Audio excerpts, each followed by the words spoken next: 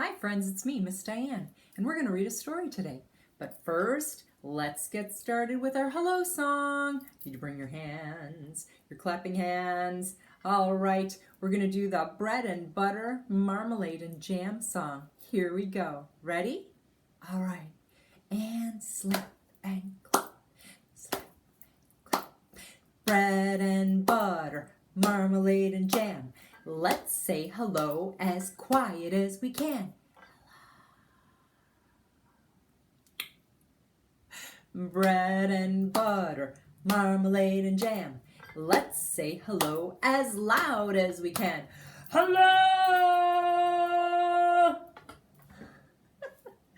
Bread and butter, marmalade and jam. Let's say hello as fast as we can. Hello! Did you do it? Good. And what's the opposite of fast? Slow. Bread and butter, marmalade and jam. Let's say hello as slow as we can. Hello.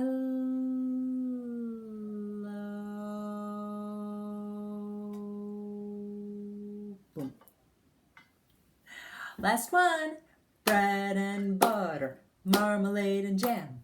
Let's say hello as nicely as we can. Hello. Hello, how are you today? Now let's think. What is the opposite of nice? Mean, right? Yeah. If you're not being nice, the opposite is mean. How would you say hello in a mean way? Maybe like this. Hello. Maybe you're so angry and upset that you wouldn't even say hello at all. Well, the story I'm going to read to you today, called Where the Wild Things Are by Maurice Sendak, is a story about a boy named Max who's very angry. And I bet if he were to say hello, that's how he would say it. The night that Max wore his wolf suit and made mischief of one kind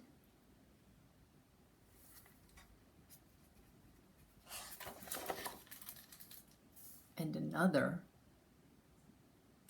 Look at him, what's he doing? He's chasing his dog with a fork. He's dressed up like a wolf. Look at his face. Doesn't he look angry? I wonder why he's being so nasty. His mother called him Wild Thing, and Max said, "I'll eat you up." So he was sent to bed without eating anything. So his mom didn't even want his bad attitude at the kitchen table, so she told him to go straight to bed without any supper. That night, that very night, in Max's room, a forest grew. Look at his face. Does he look like he cares very much that he was sent to his room without supper? No, really. I don't think Max is sorry. What about these trees growing in his room? Do you think that's really happening? Or is he using his imagination? The trees grew and grew. Look at that. His room is turning into a jungle or a forest.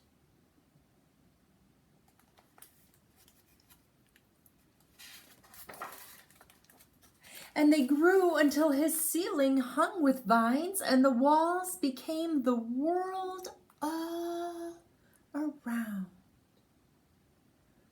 Wow. Looks like he's dancing under the moon, under the leaves of the trees. And an ocean tumbled by with a private boat for Max, and he sailed off through night and day. Look at that, his name is right there. M-A-X. Max. That means that boat was just for him. And he sure doesn't look angry anymore.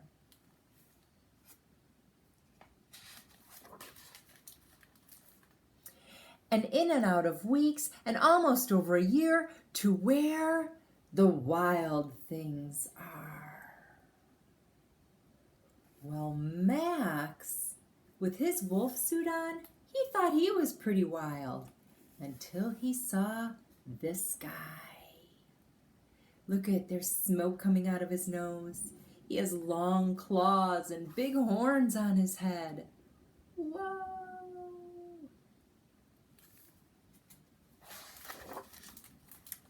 And when he came to the place where the wild things are, they roared their terrible roars, and they gnashed their terrible teeth, and they rolled their terrible eyes, and showed their terrible claws. And there's Max. But look at his face. He looks a little upset. He looks a little angry that these wild things are trying to scare him.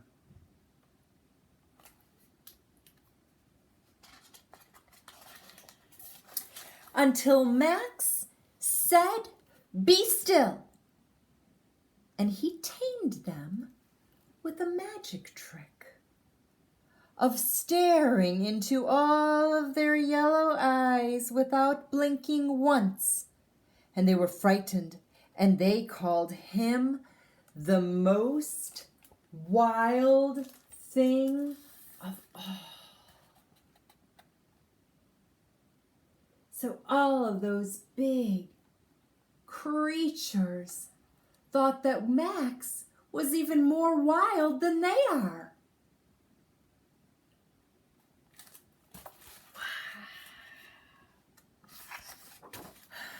And they made him king of all wild things.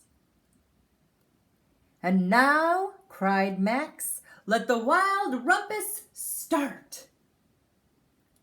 Do you know what a rumpus is? A rumpus is like a loud, noisy celebration.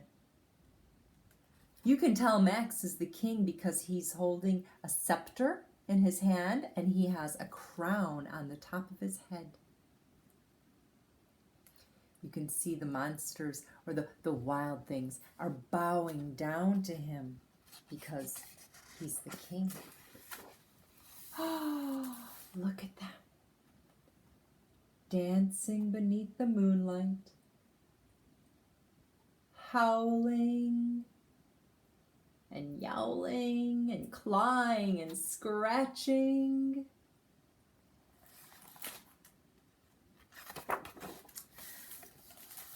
And climbing and swinging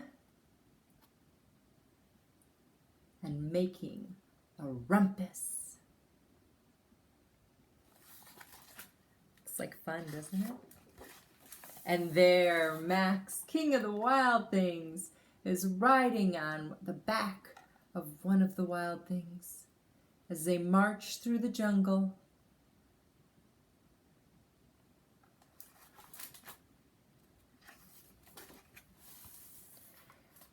Now stop, Max said, and sent the wild things off to bed without their supper. And Max, the king of all wild things, was lonely and wanted to be where someone loved him best of all. And then all around, from far away across the world, he smelled good things to eat. So he gave up being king of where the wild things are. Where do you think Max wants to go now? Back home? But the wild things cried, "Oh, please don't go. We'll eat you up. We love you so." And Max said no. The wild things roared their terrible roars, and gnashed their terrible teeth, and rolled their terrible eyes, and showed their terrible claws. But Max stepped into his private boat and waved goodbye. Now, do you remember at the beginning of the story, isn't that what Max said to his mama? He said, "I'll eat you up." And Max sailed back over a year, and in and out of weeks, and through the day.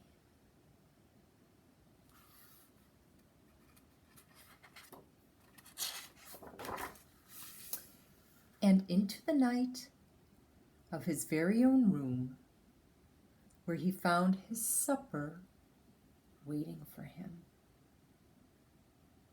Can you see his mom left a bowl of food on the table for him?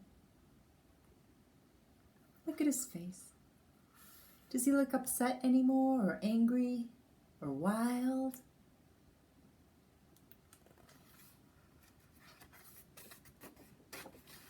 And you know what?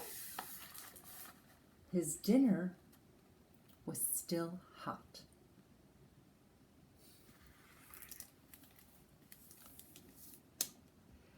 Have you ever felt like Max?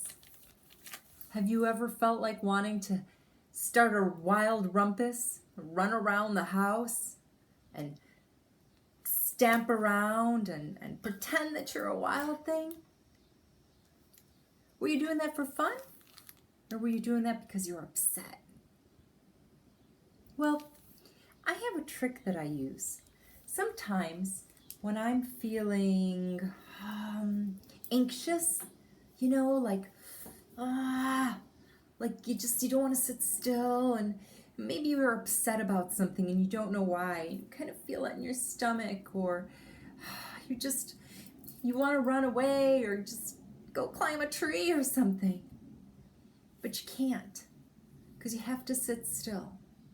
Maybe it's because you're at your grandma's house, or maybe it's because you're at school, or maybe it's because you're sitting at the table for supper. And it's hard. Well, I have a trick, and I'll share it with you. When I feel like that, I give myself a head hug. I know. How do you give yourself a head hug? All you need are your two hands and, of course, your head. So you can take one hand and put it behind your neck like this, right here. You probably have a little bump on the back of your head, and you can put your hand right there, right at the bottom of your head. And then you can take this hand and you put it on your forehead and just give your head a little hug. Just a nice hug. You want to breathe in and breathe out. Breathe in through your nose and breathe out through your mouth. Maybe even count to 5 in your head like this.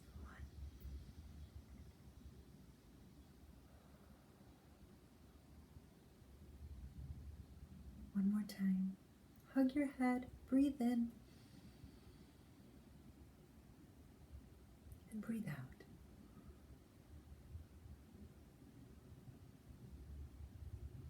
Does that feel better? You can practice it now while you're not feeling anxious or upset.